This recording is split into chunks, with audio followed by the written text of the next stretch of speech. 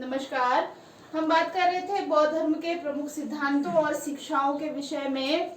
Last हमारी बात हुई थी अष्टांगिक मार्ग के विषय में। सबसे पहला मार्ग महात्मा बुद्ध के द्वारा बताया गया सम्यक दृष्टि यानी धर्म सम्मत दृष्टि और सत्य को परखने की दृष्टि।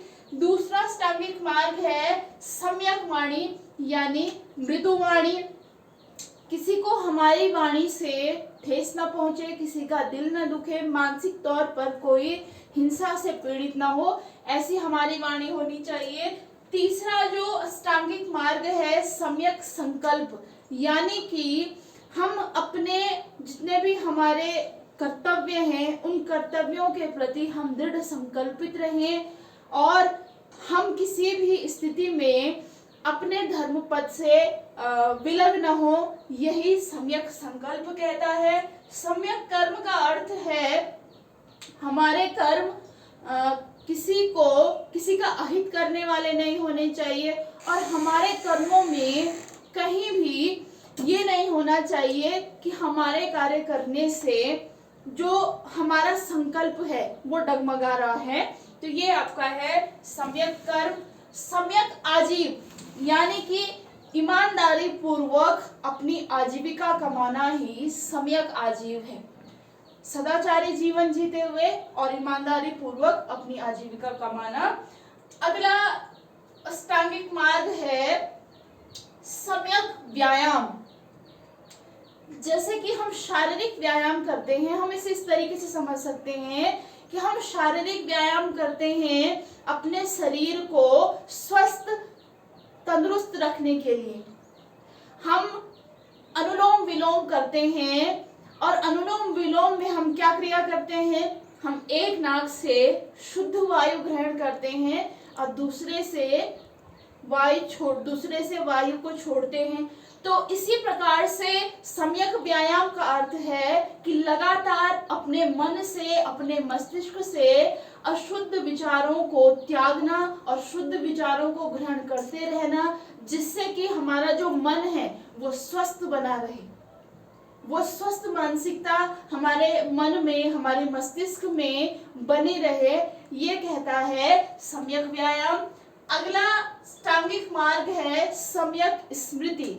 अपने कर्मों के प्रति, अपने कार्यों के प्रति, अपने दायित्वों के प्रति हमेशा जवाबदेह रहना, हमेशा इस संकल्प के साथ अपने कार्यों को करना कि हमने किसी भी स्थिति में गलत कार्य नहीं करना है, सही कार्य करना है, अपने दायित्वों का निर्वहन करना है। इन सब चीजों को अपनी स्मृति में रखना ही सम्यक स्मृति कहलाता है। और अंतिम जो अष्टांगिक मार्ग महात्मा बुद्ध के द्वारा प्रतिपादित किया गया वह था सम्यक समाधि। सम्यक समाधि का अर्थ होता है चित्त की समुचित एकाग्रता, यानी कि जिस वक्त मनुष्य इस संसार को छोड़ रहा हो, अपने जीवन की अंतिम सांसें गिन रहा हो, तो उस समय भी वो इस भौतिक संसार में न खो करके केवल अपनी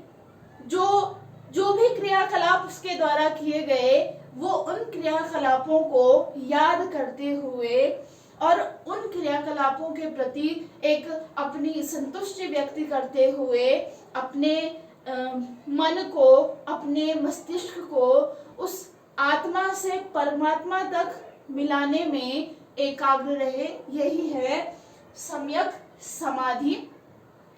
जो चार आर्य सत्य और अष्टांगिक मार्ग महात्मा बुद्ध के द्वारा प्रतिपादित किए गए, उनका मूल यही था कि संसार के समस्त दुखों के निवारण के लिए हमें क्या करना है, इन 8 मार्गों का पालन करना है।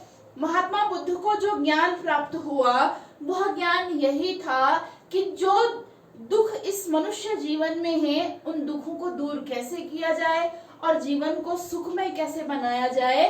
तो जीवन को सुखमय बनाने के लिए ही ये 8 मार्ग महात्मा बुद्ध के द्वारा सुझाए गए थे। और जो महात्मा बुद्ध के द्वारा जीवन के अंतिम लक्ष्य में जिस चीज को रखा गया है वह था निर्वाण की प्राप्ति। यानी जिस व्यक्ति को निर्वाण की प्राप्ति हो गई उसका जीवन सफल हो गया। और निर्वाण की प्राप्ति के लिए भी यह जरूरी है, निर्वाण प्राप्ति व्यक्ति को तभी हो सकती है जबकि वो किसी भी प्रकार की तृष्णा का या इच्छा का शिकार नहीं रहे।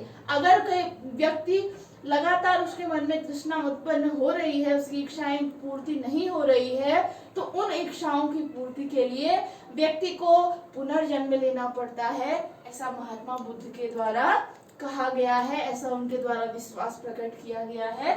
इनके अलावा महात्मा बुद्ध के द्वारा 10 सील और उनका आचरण, अपने जीवन में उनका अनुपालन करना महात्मा बुद्ध के द्वारा आवश्यक बताया गया है। देख लेते हैं 10 सील क्या क्या है। सबसे पहला आता है सत्य, यानी सदा सत्य बोलना, अहिंसा, किसी भी व्यक्ति के प्रति हिंसा न करना, ना ही शारीरिक और ना ही मानसिक, अस्तेय, चोरी न करना, अपरिग्रह, धन का संग्रह न करना, और 5वां है ब्रह्मचर्य, यानी व्यभिचार न करना और अपनी इंद्रियों को अपने वश में रखना। 6वां शील है सुगंधित पदार्थों का त्याग करना। जितने भी इस भौतिकतावादी दुनिया में नए नए आविष्कार होते गए और कुछ ऐसे पदार्थ जो कि सुगंधित हैं, जो हमारे मन को मोह लेते हैं, उनसे दूर रहना। नृत्य और संगीत का त्याग करना, जो मनोरंजन के तौर पर हम जिन्हें लेते हैं उनका त्याग करना आवश्यक बताया गया है। असमय भोजन का त्याग करना आवश्यक बताया गया है। कोमल शैया का त्याग, क्योंकि व्यक्ति जितना ज्यादा भौतिकतावादी होता गया उतना ज्यादा विलासितापूर्ण उसका जीवन हो गया है। तो ऐसी स्थिति में मनुष्य ने कहा कि ऐसी स्थिति में महात्मा बुद्ध के द्वारा कहा गया है कि कोमल शैया का त्याग होना चाहिए।